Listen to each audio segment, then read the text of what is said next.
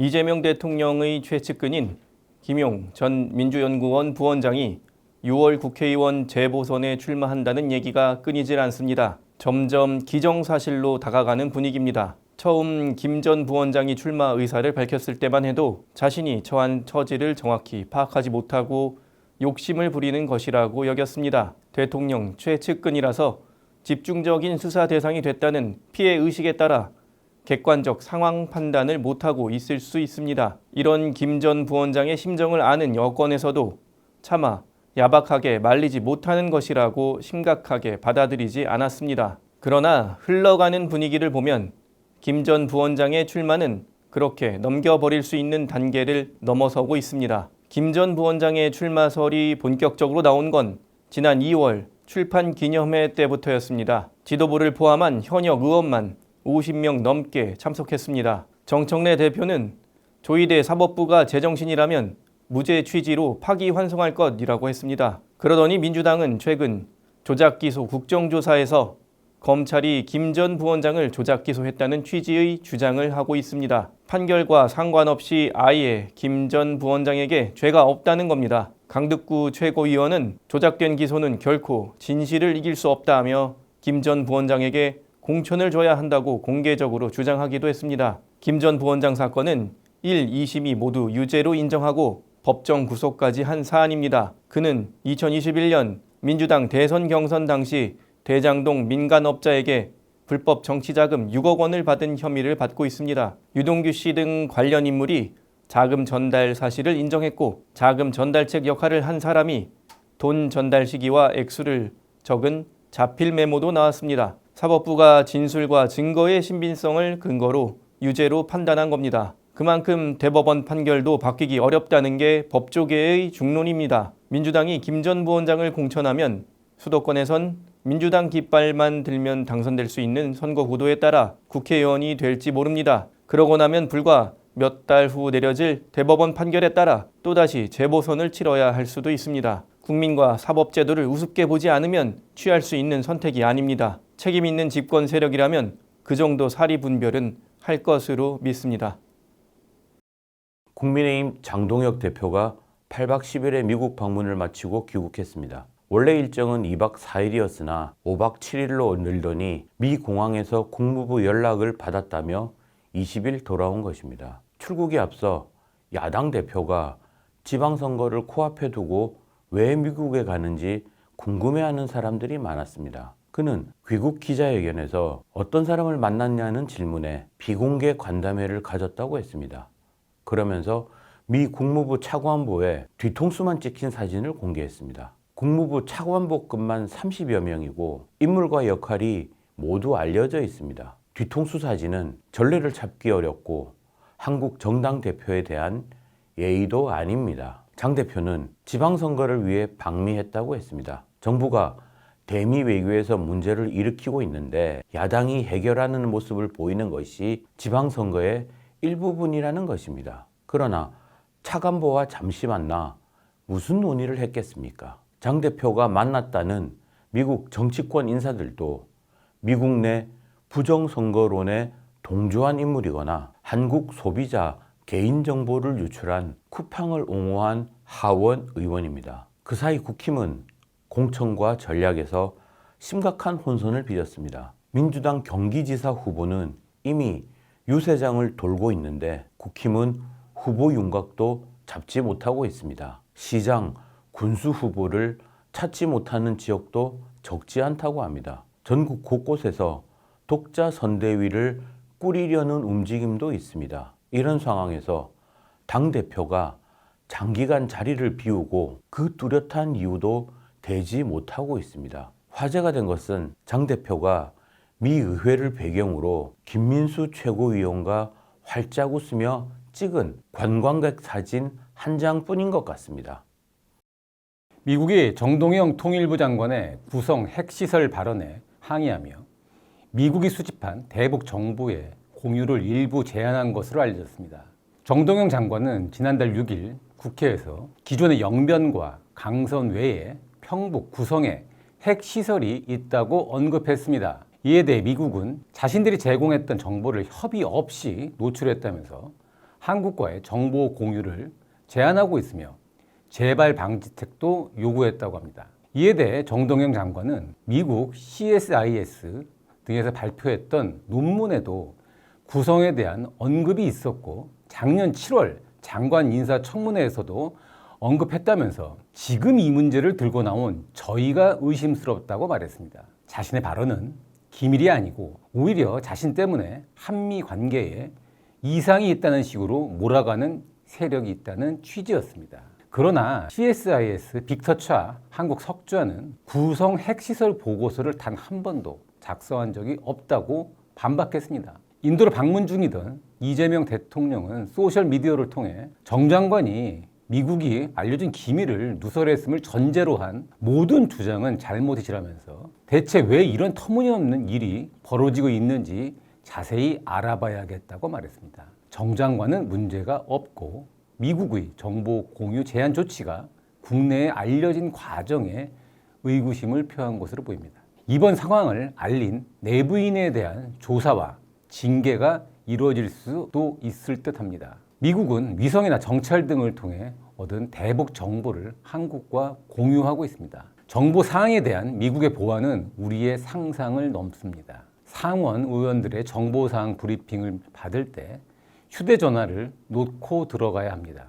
미국이 한국에 제공하는 대북 정보를 제한하면 대북 정찰과 감시 능력이 떨어질 수 있습니다. 우리도 자체 정찰 능력을 늘려가고 있지만 미국에 비하면 태부적입니다. 무엇보다 정보 공유의 바탕이 되는 한미 양국 간 신뢰에 금이 가면 이는 한미 동맹 약화로 이어질 수도 있습니다. 미국의 조치는 정동영 장관의 핵시설 발언뿐만이 아니라 민주당의 DMZ법, 9.19 합의 복원, 한미연합훈련 축소 등도 원인인 것으로 알려졌습니다. 과거에도 미국은 자신들이 제공한 정보를 무단으로 공개했을 경우 정보 공유를 제한해왔습니다. 오류나 오해가 있다면 양국 간 물밑 대화로 풀어가면 될 일입니다. 그런데 이번엔 내부에서 누가 발설했느냐 식의 논란으로 이어지고 있습니다.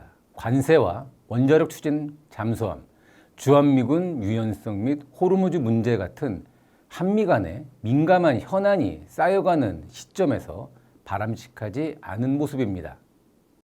브런슨 주한 미군 사령관이 미국 상원 군사위에서 이재명 정부의 임기 내 전시작전 통제권 전환에 대해 정치적 편의주의가 전작권을 전환할 수 있는 조건을 앞질러서는 안 된다고 했습니다. 시간보다 조건에 집중해야 한다.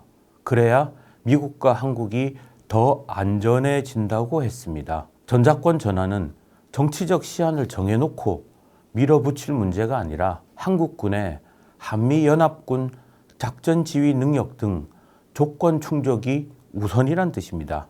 이 대통령은 자주국방을 강조하며 전작권을 회복해야 한다고 했습니다. 우리 국방비가 북한 GDP의 1.4배이고 군사력은 세계 5위로 평가된다는 것입니다. 이는 핵을 뺀 평가입니다. 핵을 뺀 평가가 얼마나 의미가 있겠습니까? 북핵 하나만으로도 우리 군사력 전체를 상쇄하고도 남을 수 있습니다.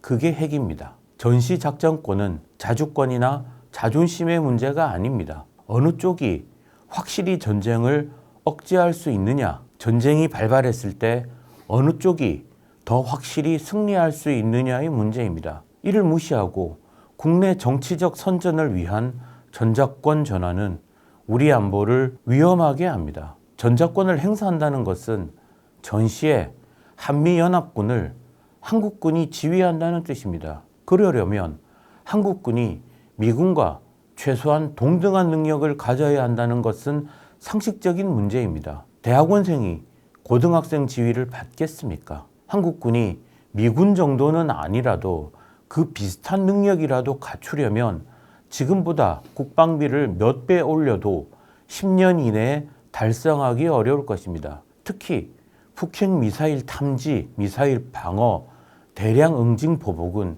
미군 정찰 자산에 크게 의존하고 있습니다. 우리가 이 능력을 갖추려면 천문학적 예상과 오랜 시간이 필요합니다. 현재 한미 양국은 한국군이 전자권을 행사할 능력이 되는지를 검증하고 있습니다. 지금은 전자권 전환의 3단계 중 2단계 검증을 진행 중입니다.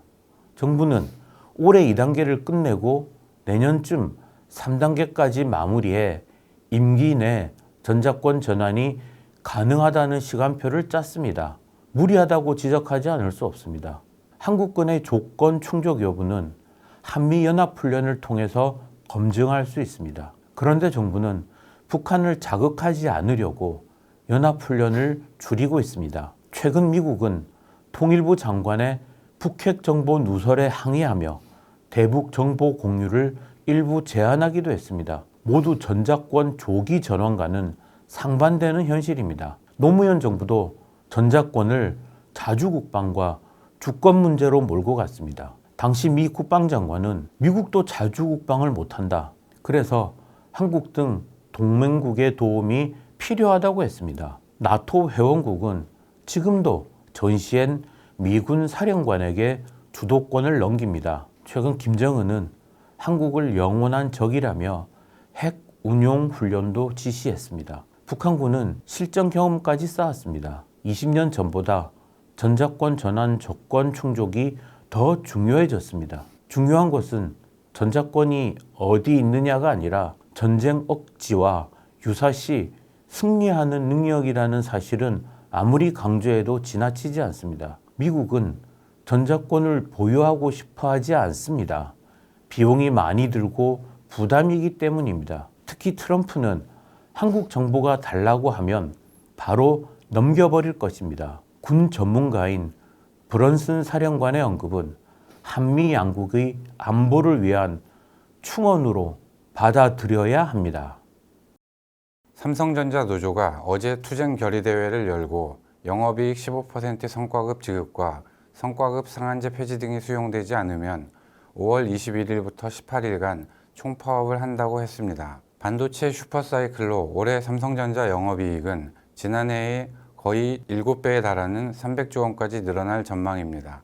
이 중 45조 원을 성과급으로 내놓으라는 것입니다. 지난해 삼성전자 연간 급여 총액 19조 8천억 원의 2배가 넘습니다. 이대로면 메모리 사업부 직원은 삼성전자 직원 평균 연봉인 1억 5,800만 원에 4배가 넘는 7억 원 가까운 성과급을 받게 됩니다. SK하이닉스도 비슷한 상황입니다. 기업 실적이 개선되면 그 성과를 구성원과 공유하는 것은 자연스러운 일입니다.